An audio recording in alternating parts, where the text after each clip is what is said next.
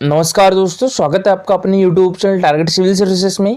आज है 22 जनवरी। मध्य प्रदेश के वीकली करंट अफेयर में आज हम पढ़ेंगे 15 जनवरी से लेकर 22 जनवरी तक जितने भी इंपॉर्टेंट करंट अफेयर होंगे उनको रिवीजन करेंगे। तो लेक्चर लास्ट तक ध्यान से देखिएगा, इसमें हम इंपॉर्टेंट क्वेश्चंस डिस्कस करेंगे। तो चलिए स्टार्ट करते हैं हम अपने पहले क्वेश्चन के साथ। 16 जनवरी 2023 को मुख्यमंत्री श्री शिवराज सिंह चौहान जी ने G20 के अंतर्गत थिंक 20 की बैठक का शुभारंभ कहाँ पर किया? तो ये हमारे मध्य प्रदेश की राजधानी भोपाल में किया है। तो इसका आंसर क्या जाएगा? Option number B. ठीक है, G20 के अंतर्गत थिंक 20 की बैठक का शुभारंभ कहाँ पर हुआ है? तो ये भोपाल में हुआ था। कब से कब तक हुआ था? ये 16 जनवरी से लेकर 17 जनवरी 2 दिन तक चला था। और देखिए 2023 में भारत G20 की अध्यक्षता कर रहा है। हाल ही में JDU जनता दल यूनाइटेड के पूर्व राष्ट्रीय अध्यक्ष और पूर्व केंद्रीय मंत्री शरद यादव का निधन हो गया है। इनका जन्म हमारे मध्य प्रदेश के किस जिले में हुआ था? तो इनका जन्म हमारे मध्य प्रदेश के नर्मदापुरम में हुआ था।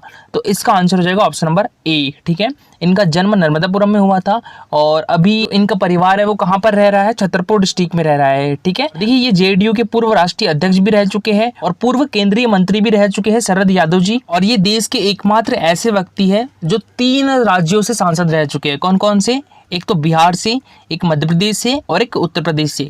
तो बिहार के मधेपुरा से 4 बार सांसद रहे हैं, मध्य प्रदेश के जबलपुर से 2 बार सांसद चुने गए हैं और उत्तर प्रदेश के बदायूं से 1 बार सांसद चुने गए हैं। इनका जन्म कब हुआ था? 1 जुलाई 1947 को हुआ था। इनका निधन कब हुआ है? तो ये 12 जनवरी 2023 में हुआ है। ठीक है, तो ये भी याद रखिएगा। और इनका जन्म कहाँ पर हुआ था? तो नर्मदापुरम में हुआ था। नर्मदापुरम के किस गांव में हुआ था? अखमाऊ गांव में हुआ था।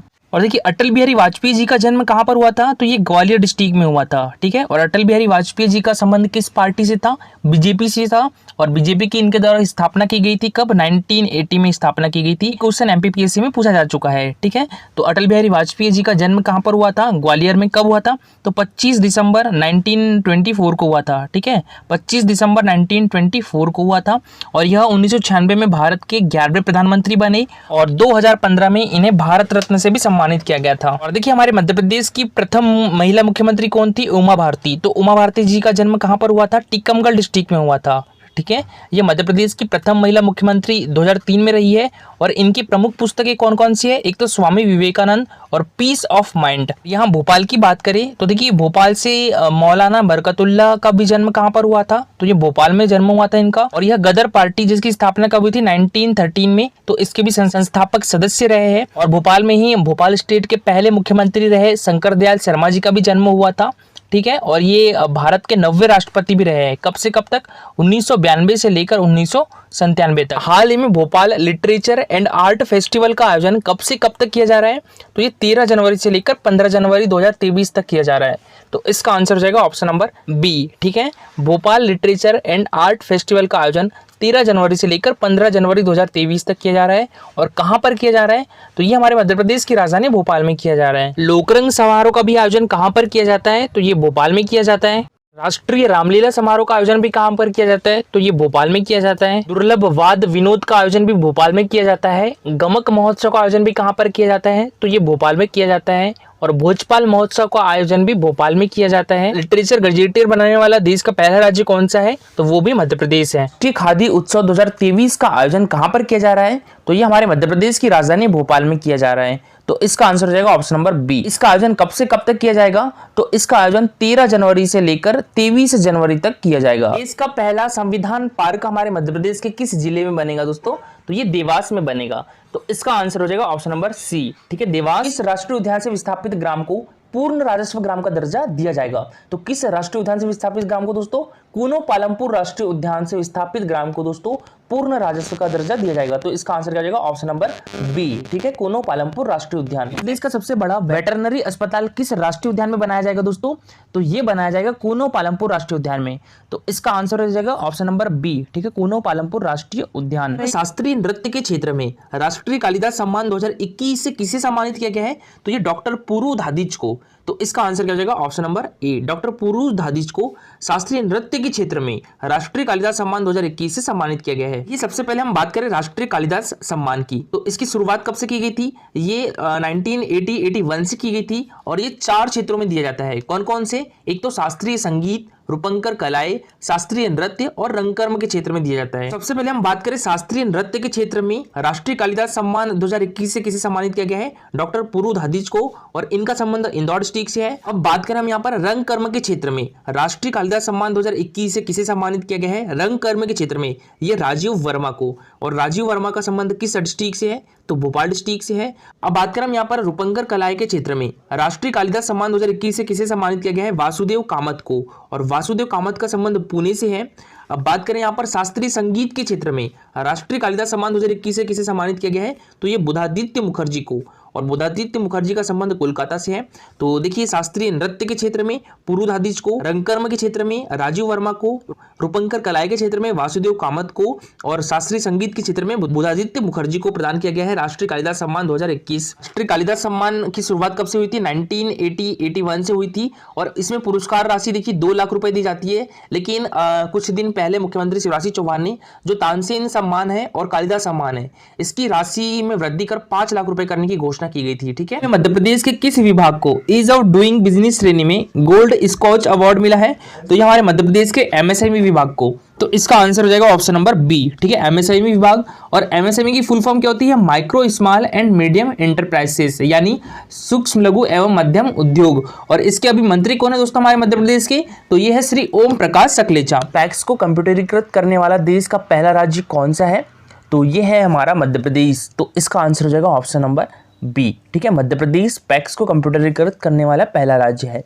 पैक्स की फुल फॉर्म क्या होती है? तो पी से प्राइमरी, ए से एग्रीकल्चर, और सी से कोऑपरेटिव क्रेडिट, और एस से सोसाइटी, यानी प्राथमिक कृषि सहकारी साख समिति। हाल ही में Rewa ultra mega solar limited को रूरल इलेक्ट्रिफिकेशन कॉर्पोरेशन यानी आरईसी द्वारा कितने रुपए की वित्तीय सहायता उपलब्ध कराने हेतु करार हुआ है? तो ये 1000 करोड़ रुपए। तो इसका आंसर हो जाएगा ऑप्शन नंबर ए। हाल ही में स्टार्टअप्स द्वारा प्रस्तावित नवाचारी 5G तकनीकों को प्रारंभ करने वाला देश का पहला आकांक्षी जिला कौन सा है? तो ये विदिशा डिस्ट्रिक्ट है। तो इसका आंसर हो जाएगा ऑप्शन नंबर डी। ठीक है, स्टार्टअप्स द्वारा प्रस्तावित नवाचारी 5G तकनीकों को प्रारंभ करने वाला देश का पहला आकांक्षी जिला विदिशा डिस्ट्रिक्ट है। देखिए बात करें आकांक्षी जिले की, तो हमारे देश में कितने आकांक्षी जिले हैं? 112 आकांक्षी जिले हैं। इसमें हमारे मध्य प्रदेश में कितने आकांक्षी जिले हैं? तो ये 8 है। ठीक है, याद रखिएगा हमारे मध्य प्रदेश में कितने आकांक्षी जिले हैं? 8 आकांक्षी जिले हैं। और देखिए बात करें हम यहाँ पर 5G की, तो 5G तकनीक का स्टार्ट हमारे देश में कब हुआ था? ये हुआ था 1 अक्टूबर 2022 से हुआ था। ठीक है, और ये शुरुआत किसके द्वारा की गई थी? तो हमारे देश के प्राइम मिनिस्टर नरेंद्र मोदी ने की थी। कहां से की थी? तो ये दिल्ली से की थी। छतरपुर में कितने मेगावाट का hybrid park with energy storage शुरू किया जाएगा? तो ये 950 मेगावाट का। तो इसका आंसर क्या जाएगा? Option number B. ठीक है, छतरपुर डिस्ट्रिक्ट में 950 मेगावाट का hybrid park with energy storage शुरू किया जाएगा। इसका आंसर हो जाएगा ऑप्शन नंबर बी। देखिए हमारे मध्य प्रदेश में 2 डिस्ट्रिक्ट में hybrid park with energy storage शुरू किया जाएगा। कौन कौन से? एक तो मुरैना डिस्ट्रिक्ट में और एक छतरपुर डिस्ट्रिक्ट में। तो मुरैना डिस्ट्रिक्ट में कितने मेगावाट का hybrid park with energy storage शुरू किया जाएगा? ये 1400 मेगावाट का। ठीक है, मुरैना डिस्ट्रिक्ट में 1400 मेगावाट का, और छतरपुर डिस्ट्रिक्ट में 950 मेगावाट का। और ये कब तक स्टार्ट हो जाएगा? तो 2025 तक स्टार्ट हो जाएगा। देखिए 600 मेगावाट की ओमकारेश्वर फ्लोटिंग परियोजना। ठीक है, 600 मेगावाट की ओमकारेश्वर फ्लोटिंग परियोजना और 1500 मेगावाट की आगर, शाजापुर और नीमच परियोजना भी स्टार्ट की जाएगी। और ये कब तक स्टार्ट की जाएगी? सितंबर 2023 तक। हाल ही में शासकीय महारानी लक्ष्मीबाई स्नातकोत्तर कन्या महाविद्यालय इंदौर में लोक नृत्य पर कार्यशाला का आयोजन किस संस्थान के द्वारा किया जा रहा है? तो ये वर्ल्ड बैंक के द्वारा किया जा रहा है। तो इसका आंसर क्या जाएगा? ऑप्शन नंबर ए। ठीक है, वर्ल्ड बैंक। और देखिए बात करें हम यहाँ पर वर्ल्ड बैंक की, तो इसकी स्थापना कब की गई थी? ये 1944 में की गई थी। वर्ल्ड बैंक की स्थापना कब की गई थी? 1944 में की गई थी। इसका हेडक्वार्टर कहाँ पर है? तो ये वॉशिंगटन डीसी में है। इसका हेडक्वार्टर कहाँ पर है? वॉशिंगटन डीसी में है। इसके अभी हेड कौन है? अच्छा, वॉशिंगटन डीसी किसकी राजधानी है? तो ये यूनाइटेड स्टेट ऑफ अमेरिका की राजधानी है। ठीक है, और इसके अभी हेड कौन है? डेविड मालपास है। और इसकी एमडी एंड सीईओ कौन है? अंशुला कांत है। फिर हम यहाँ पर यूनिसेफ की, तो यूनिसेफ की फुल फॉर्म क्या होती है? United Nation International Children's Emergency Fund. इसकी स्थापना कब की गई थी? तो ये 11 दिसंबर 1946 को की गई थी। यूनिसेफ की स्थापना कब की गई थी? 11 दिसंबर 1946 को की गई थी और इसका हेडक्वार्टर कहाँ पर है? तो ये न्यूयॉर्क में है। और न्यूयॉर्क भी कहाँ पर है? तो ये यूनाइटेड स्टेट ऑफ अमेरिका में है। ठीक है, तो यूनिसेफ का मुख्यालय कहाँ पर है? न्यूयॉर्क में है। न्यूयॉर्क भी कहाँ पर है? तो ये यूनाइटेड स्टेट ऑफ अमेरिका में है। और इसके अभी हेड कौन है? कैथरीन एम रसेल है। यूनिसेफ के हेड कौन है? कैथरीन एम रसेल है। बात करें हम यहाँ पर यूनेस्को की, ठीक है, यूनेस्को की, तो इसकी फुल फॉर्म होती है United Nation Educational Scientific and Culture Organisation. ठीक है, तो याद रखिएगा इसकी full form United Nation Educational Scientific and Culture Organisation. इसकी स्थापना कब की गई थी? तो ये 16 नवंबर, ठीक है, 16 नवंबर 1945 को इसकी स्थापना हुई थी। और इसका मुख्यालय कहाँ पर है? तो ये पेरिस में है। ठीक है, इसका मुख्यालय कहाँ पर है? ये पेरिस में है और पेरिस फ्रांस की राजधानी है। ठीक है, तो वर्ल्ड बैंक का मुख्यालय वॉशिंगटन डीसी में, यूनिसेफ का मुख्यालय न्यूयॉर्क में। ये क्वेश्चन एमपीपीएससी 2021 में पूछा भी गया था। और यूनेस्को का मुख्यालय कहाँ पर है? तो ये पेरिस में है। बात करें यहाँ पर WHO की, तो इसकी फुल फॉर्म क्या होती है? World Health Organisation. WHO की फुल फॉर्म क्या होती है? World Health organisation.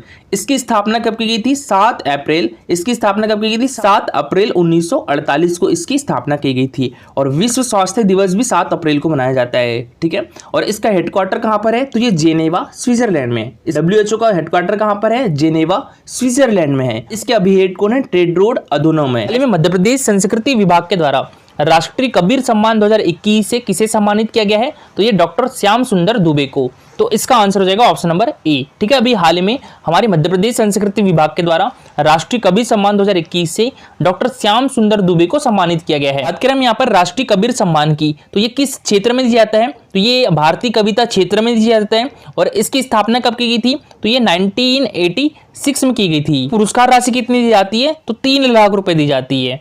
और देखिए बात करें हम यहाँ पर सदानंद गुप्त की, तो सदानंद गुप्त को भी हाल ही में किस पुरस्कार से सम्मानित किया गया है? तो मैथिली शरण गुप्त सम्मान से सम्मानित किया गया है सदानंद गुप्त को। और बात करें हम यहाँ पर मैथिली शरण गुप्त सम्मान की, तो इसकी स्थापना 1987 में की गई थी। और ये किस क्षेत्र में दिया जाता है? तो ये भी हिंदी साहित्य में दिया जाता है। और बात करें डॉक्टर सैयद तकी आब्दी की, भी हाल ही में डॉक्टर सैयद तकी आब्दी को किस पुरस्कार से सम्मानित किया गया है? इकबाल सम्मान 2021 से सम्मानित किया गया है। ठीक है, डॉक्टर सैयद तकी आब्दी को इकबाल सम्मान 2021 से सम्मानित किया गया है। और इकबाल सम्मान की स्थापना कब की गई थी? ये 1986 में की गई थी। बात करें हम यहाँ पर डॉक्टर श्रीराम परिहार की, तो अभी हाल ही में डॉक्टर श्रीराम परिहार को किस सम्मान से सम्मानित किया गया है? तो इनको शरद जोशी पुरस्कार से सम्मानित किया गया है। शरद जोशी पुरस्कार 2021 किसे मिला है? डॉक्टर श्रीराम परिहार को। डॉक्टर शरद जोशी सम्मान की स्थापना कब की गई थी? तो ये 1992 में की गई थी। और ये किस क्षेत्र में दिया जाता है? तो ये व्यंग लेखक को दिया जाता है। तो याद रखिएगा सदानंद गुप्त को किस सम्मान से सम्मानित किया गया है? मैथिली शरण गुप्त सम्मान से। ठीक है, सदानंद गुप्त को मैथिली शरण गुप्त सम्मान से, और डॉक्टर सैयद तकी आब्दी को इकबाल सम्मान से, डॉक्टर श्रीराम परिहार को शरद जोशी सम्मान से, और डॉक्टर श्याम सुंदर दुबे को राष्ट्रीय कबीर सम्मान 2021 से सम्मानित किया गया है। राष्ट्रीय कबीर सम्मान की पुरस्कार राशि 3 लाख रुपए है। बाकी इकबाल सम्मान, मैथिली शरण गुप्त सम्मान और शरद जोशी पुरस्कार की पुरस्कार राशि कितनी है? तो 2 लाख रुपए है। मध्य प्रदेश सरकार ने 2021 के लिए किस संस्थान को राष्ट्रीय महात्मा गांधी सम्मान से सम्मानित किया है दोस्तों? तो ये ग्रामीण विकास विज्ञान समिति जोधपुर को। तो इसका आंसर क्या जाएगा दोस्तों? Option number D. ठीक है, ग्रामीण विकास विज्ञान समिति जोधपुर। और देखिए दोस्तों, हमारे मध्य प्रदेश गवर्नमेंट के द्वारा दिया जाने वाला राष्ट्रीय महात्मा गांधी सम्मान जो है वो संस्था को दिया जाने वाला सर्वोच्च सम्मान है। ठीक है, ये हमारे मध्य प्रदेश की संस्कृति विभाग के द्वारा दिया जाता है। तो 2021 के लिए राष्ट्रीय महात्मा गांधी सम्मान किसे मिला है दोस्तों? ग्रामीण विकास विज्ञान समिति जोधपुर को। और 2020 का राष्ट्रीय महात्मा गांधी सम्मान किसे मिला था? भटके विमुक्त विकास प्रतिष्ठान को मिला था। 2019 का राष्ट्रीय महात्मा गांधी सम्मान किसे मिला था दोस्तों? अखिल विश्व गायत्री परिवार को मिला था। और 2018 का राष्ट्रीय महात्मा गांधी सम्मान किसे मिला था? ये लोकायुक्त पुणे को मिला था। और राष्ट्रीय महात्मा गांधी सम्मान की शुरुआत कब से हुई थी दोस्तों? ये 1995 से इसकी। मध्य प्रदेश में स्थित किस मंदिर को सर्वश्रेष्ठ अनुरक्षित और दिव्यांग मित्रवत स्मारक श्रेणी का पुरस्कार मिला है? तो ये भोजपुर शिव मंदिर को। तो इसका आंसर हो जाएगा option number A, Bhojpur Shiv Mandir. हाल ही में भारत के प्रसिद्ध सांची स्तूप के पूर्वी गेट की प्रतिकृति का अनावरण कहां पर किया गया है? तो ये जर्मनी में, जर्मनी की राजधानी बर्लिन में किया गया है। तो इसका आंसर क्या जाएगा? ऑप्शन नंबर ए। ठीक है। अभी हाल ही में भारत की प्रसिद्ध सांची स्तूप के पूर्वी गेट की प्रकृति का अनावरण जर्मनी में किया गया है। जर्मनी की कैपिटल बर्लिन में किया गया है। और यहाँ बात करें हम सांची स्तूप की, तो ये हमारे मध्य प्रदेश के किस डिस्ट्रिक्ट में है? तो ये हमारे मध्य प्रदेश के रायसेन डिस्ट्रिक्ट में है। ठीक है, सांची स्तूप हमारे मध्य प्रदेश के रायसेन डिस्ट्रिक्ट में है और ये मध्य प्रदेश का सबसे बड़ा स्तूप है। इसका निर्माण किसके द्वारा करवाया गया था? तो इसका निर्माण सम्राट अशोक के द्वारा करवाया गया था। और देखिए सांची स्तूप को यूनेस्को द्वारा विश्व धरोहर स्थल की सूची में कब शामिल किया गया था? तो ये 1989 में शामिल किया गया था। ठीक है, सांची स्तूप को यूनेस्को द्वारा विश्व धरोहर स्थल की सूची में कब शामिल किया गया था? 1989 में शामिल किया गया था। देखिए हमारे मध्य प्रदेश की 3 धरोहर कौन कौन सी? एक तो खजुराहो मंदिर जो कि छतरपुर डिस्ट्रिक्ट में है, तो खजुराहो मंदिर को यूनेस्को द्वारा विश्व धरोहर स्थल की सूची में कब शामिल किया गया था? 1986 में शामिल किया गया था। सांची स्तूप को 1989 में और भीमबेटका की गुफाओं को कब शामिल किया गया था? तो ये 2003 में शामिल किया गया था। देखिए हमारे मध्य प्रदेश के किस शहर में भारतीय प्रवासी दिवस सम्मेलन का आयोजन किया गया? तो ये इंदौर शहर में किया गया। ठीक है, हमारे मध्य प्रदेश के किस शहर में भारतीय प्रवासी सम्मेलन का आयोजन किया गया? इंदौर शहर में। कब से कब तक? तो ये 8 जनवरी से लेकर 10 जनवरी तक ही किया गया था। और इसका शुभारंभ किसके द्वारा किया गया था? तो ये 9 जनवरी को हमारे देश के प्राइम मिनिस्टर नरेंद्र मोदी ने किया था और इसका समापन 10 जनवरी को हमारे देश की राष्ट्रपति द्रौपदी मुर्मू ने किया था। तो भारतीय प्रवासी सम्मेलन में मुख्य अतिथि कौन थे? तो मुख्य अतिथि थे गुयाना के राष्ट्रपति डॉक्टर मोहम्मद इरफान अली थे। ठीक है, डॉक्टर मोहम्मद इरफान अली प्रवासी भारतीय सम्मेलन के मुख्य अतिथि थे और ये किस देश के राष्ट्रपति है? तो ये गुयाना के राष्ट्रपति है। बात करें नामीबिया की, तो नामीबिया से देखिए हमारे मध्य प्रदेश के कुनो पालमपुर राष्ट्रीय उद्यान में 8 चीते लाए गए हैं। तो 8 चीते हमारे मध्य प्रदेश में कहां से लाए गए हैं, किस देश से लाए गए हैं? ये नामीबिया से लाए गए हैं। कब लाए गए थे? तो ये 17 सितंबर को लाए गए थे। ठीक है, और इनका शुभारंभ किसके द्वारा किया गया था? तो ये प्राइम मिनिस्टर नरेंद्र मोदी ने किया था। और इसको आप याद कैसे रखोगे? 17 सितंबर को प्राइम मिनिस्टर नरेंद्र मोदी जी का जन्मदिवस मनाया जाता है, तो उसी दिन लाए गए थे चीते। ठीक है, कब? और देखिए साउथ अफ्रीका से अभी हाल ही में हमारे मध्य प्रदेश के कुनो पालमपुर राष्ट्रीय उद्यान में ही 12 चीते लाए जाएंगे। ठीक है, लाए जाएंगे ये फ्यूचर में।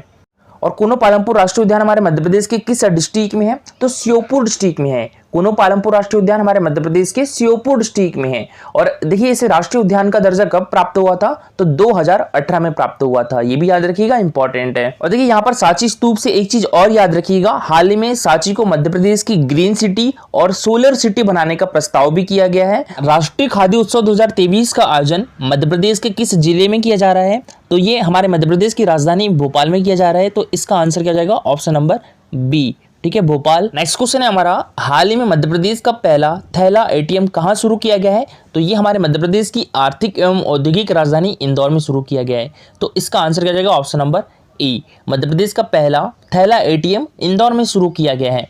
और इस एटीएम में आप 10 रुपए डालकर पर्यावरण फ्रेंडली जो थैला है वो प्राप्त कर सकेंगे। पीएम स्वनिधि योजना में मध्य प्रदेश ने देश में कौन सा स्थान प्राप्त किया है? तो ये पहला स्थान प्राप्त किया है। तो इसका आंसर क्या जाएगा? ऑप्शन नंबर ए, प्रथम स्थान। और देखिए पीएम स्वनिधि योजना की बात करें तो इसका शुभारंभ कब किया गया था? तो ये 1 जून 2020 में किया था। ठीक है, पीएम स्वनिधि योजना का शुभारंभ कब किया था? 1 जून 2020 में किया था। इसका उद्देश्य क्या है? स्ट्रीट वेंडर्स को अपना व्यवसाय हेतु ऋण उपलब्ध कराना। 1 फरवरी से लेकर 5 फरवरी 2023 तक गांधी सागर फ्लोटिंग फेस्टिवल का आयोजन मध्य प्रदेश के किस जिले में किया जाएगा? तो ये मध्य प्रदेश के मंदसौर डिस्ट्रिक्ट में किया जाएगा। तो इसका आंसर क्या जाएगा? Option number C. देखिए गांधी सागर फ्लोटिंग फेस्टिवल का आयोजन कहां पर किया जाएगा? तो ये मध्य प्रदेश के मंदसौर डिस्ट्रिक्ट में किया जाएगा। कब से कब तक? 1 फरवरी से लेकर 5 फरवरी तक किया जाएगा। हाल ही में मुख्यमंत्री शिवराज सिंह चौहान जी के द्वारा पुस्तक वेलोपैथी माय नेचुरल हीलर का विमोचन किया गया है। इसके लेखक कौन है? तो यह है डॉक्टर संतोष गुप्ता। तो इसका आंसर जाएगा ऑप्शन नंबर सी। अभी हाल ही में मुख्यमंत्री शिवराज सिंह चौहान ने डॉक्टर संतोष गुप्ता के द्वारा लिखित पुस्तक वेलोपैथी माय नेचुरल हीलर का विमोचन किया है। बात करें जितेंद्र सिंह भदौरिया की, तो इनके द्वारा कौन सी पुस्तक लिखी गई है? मध्य प्रदेश एक परिचय लिखी गई है। और यहाँ बात करें हम महेश श्रीवास्तव की, तो ये मध्य प्रदेश गान के भी रचयिता है और इनके द्वारा अभी हाल ही में सूर्यास्त का प्रयाण पुस्तक लिखी गई है। बात करें अमृतलाल वेंगड़ की, तो इनके द्वारा कौन सी पुस्तक लिखी गई है? सौंदर्य की नदी नर्मदा। ठीक है, तो अमृतलाल वेंगड़ का नाम याद रखिएगा, ये मोस्ट इंपॉर्टेंट है।